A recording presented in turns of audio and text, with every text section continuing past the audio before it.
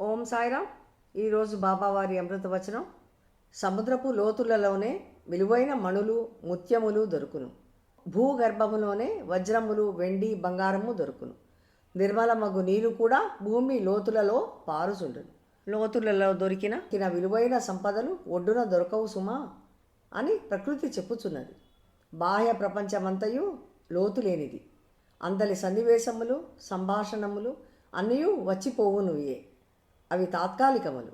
ఆనందము అందించినట్లు మురిపించునే గాని అట్టి ఆనందమునకు కూడా లోతుయుండును. బాహ్య ప్రపంచము ఆడంబరమంతయు లోతులేని నీటి అందరి ఈత వంటిది.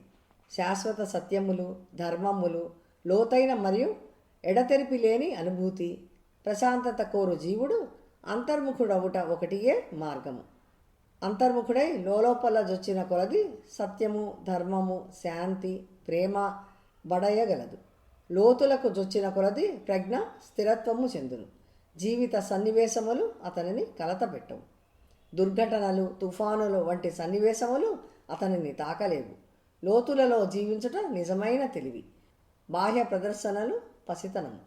మొదటిది దర్శనాత్మకము, రెండవది కేవలం ప్రదర్శన మాత్రకమే, అనగా డంబాచారమే. రేపు బాబావారి మరొక అమృతవచనంతో కలుద్దాం. ఓం సాయిరామ్.